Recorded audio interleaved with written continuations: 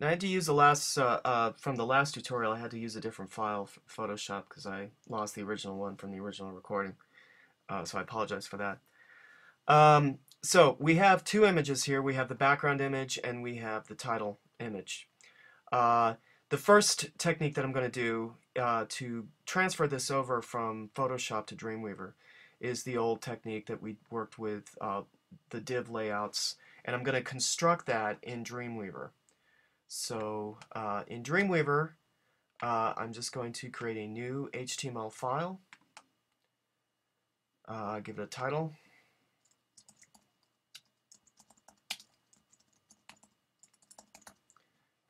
and save the file.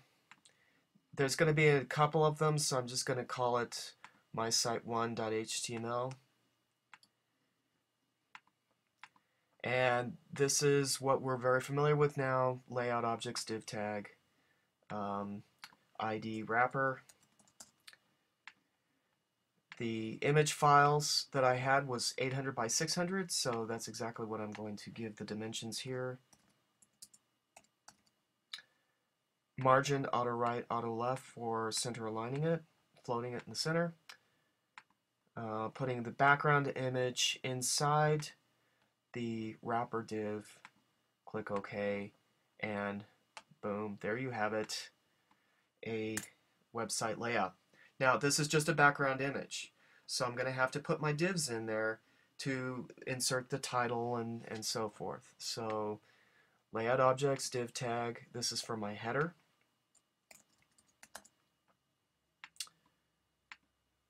Oops, forgot to give it some styles.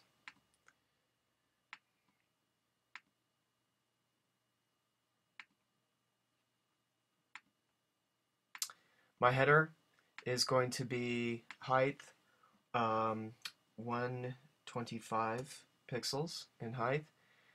I'm going to do a text align equals right because my title is going to go onto the right side.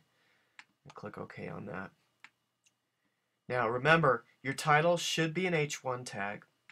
So I'm just going to use the default text that they put on there and declare my header 1 for that. Then I delete the text so that my cursor is in the correct position, and then I insert my image, which is my title GIF, which I found out was not is not the correct image type. I did a GIF matting, so you will see some jaggies. Please forgive me. So now that I've got a header H1, I'm going to select that down at the bottom of my page here, create a new style, and what I want to do is I'm going to apply a header H1 style to this, and this will position my title in the correct location. So I use my margin values, top, let's try 50, see if that does it. That looks pretty good, and from the right I'll start off with 30,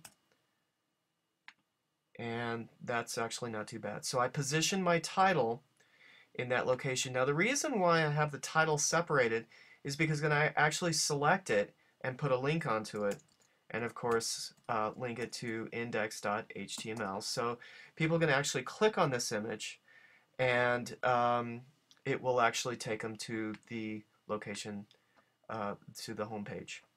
A lot of times you do that with your logo. Next thing, of course, I'm going to do, go down after the div here. I like to do this in the code to make sure I'm putting the cursor in the correct location. Insert, layout objects div tag, and I'm going to do nav, new CSS rule, and I'm going to give it a width of 180 pixels. I'm not going to give it a height.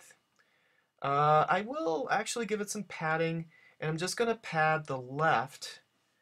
I'm going to try 30 pixels to see if that works. And actually, because I'm giving it padding, I'm going to knock this down to 150. And of course, I'm going to float it left. Click OK, insert the div, and there we go. think 130 is actually pretty good. I might need to give it a little padding on the top too. It's a little close to the top edge. These are my navigations. Actually, by inserting a P tag in there, that clears up that problem.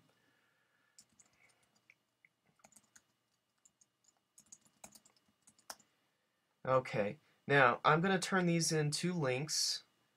I don't want to link them yet, so I'm just going to put a pound sign in the link area, and that will just give them the link qualities. Of course, that turns them blue and underlined.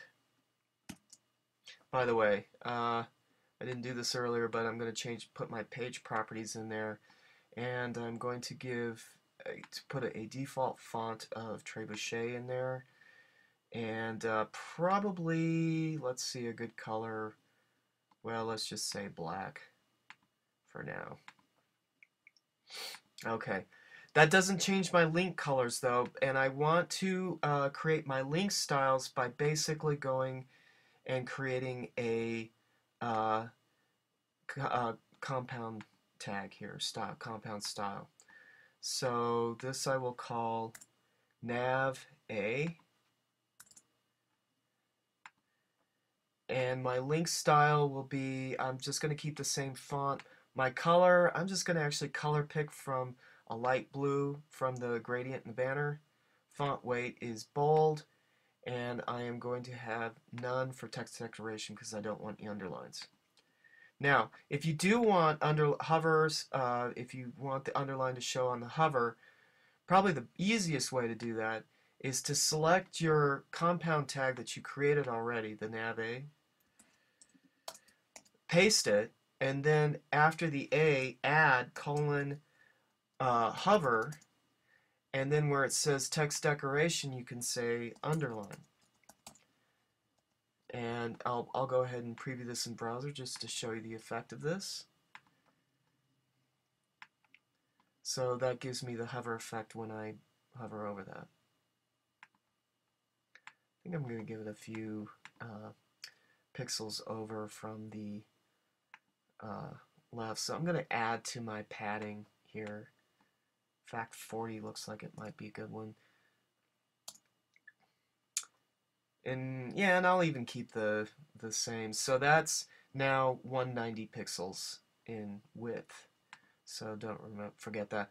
I think I'll also add a little bit of, for my A tag, my Nav A, here I'll just select that. I'm going to give it a larger size. Make that 18 points. So that gives me a little bit more heft to my navigation. Okay.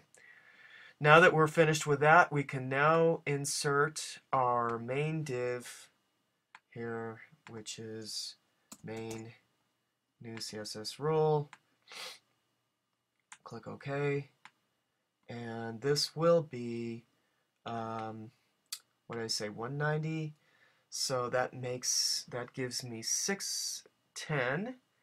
But I'm going to have to delete, let's see, 610, but I'm going to have to take out 20, so 590, because I'm going to put a 10 pixel padding around. And then we're going to float that right. And I click OK for that. And there's my content main here. Now I'm going to give this an H2 value like that, and I'm just going to say something like, welcome to my site's designs.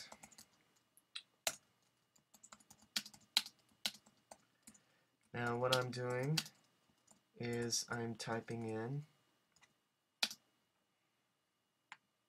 the content.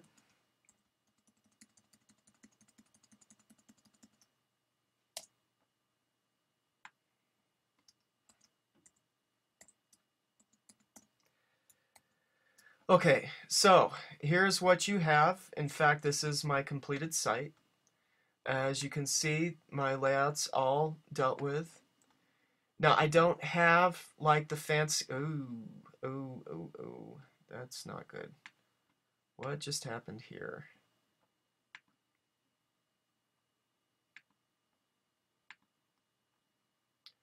well, I'll deal with that problem in just a minute. But as you can see, I have all of this situated, um, and I just want to share one little problem here, and that is that, well, two problems, and that is the margins on my header. Now, if I only have this amount of information to spread, then, or to put on my page, then no problem. But uh, actually, I have to deal with this. So I had a little problem with the header when I previewed in browser. I kind of probably didn't show you very quickly, but this was off in the browser. It was fine in Dreamweaver, but not good in the browser. So rather than the header H1 having a margin on top of 50 pixels, which I had, I actually put a padding in my header of 30 pixels and then just decreasing the height of my header. So that's how I dealt with the problem. But back to the issue here. As you can see, I've got a little bit of overlap off the edge there, so I'm going to have to put some more padding in my main div here.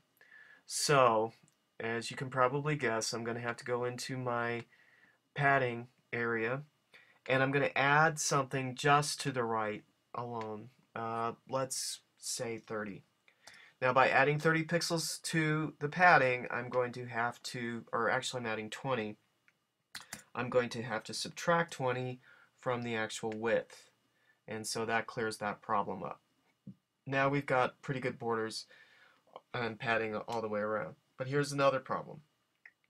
I'm going to copy this information, paste it, and again, what you're going to see when I show this to you in the browser, of course, is that the content just goes past the design layout.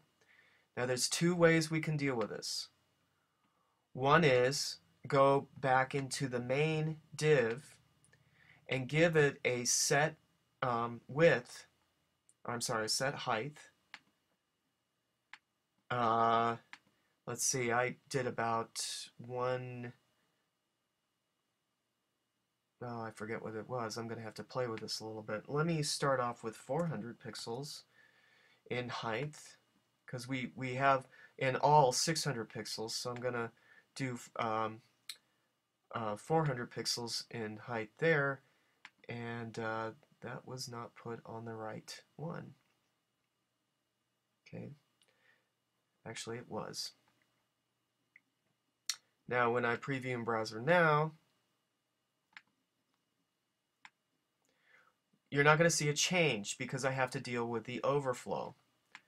So as you can see, this is how big the div is. It's a little small. I'm going to add, let me just add 20, see what happens. Yeah, that's a little bit better. Now, I have to deal with the overflow. So on that, what I'm going to do is under positioning, overflow, you can say hidden, and of course that hides everything that's past the point, but then of course you don't have a way to actually read it. What I'm going to do is, you can do scroll or auto. Scroll means it will have a scroll bar regardless. Auto means it will have a scroll bar if you have an overflow, which in this case I do. So now it looks real nice and clean, but when I preview in browser, you will now see that I have a scroll bar off to the right. Of course, you can see I have a slight problem because the scroll bar fits the actual size of my div, which of course expands beyond. So I'm going to have to change some things to make that work. In other words, I'm going to have to change the size of the div. So I go into main, and what I'm going to do is take out my padding.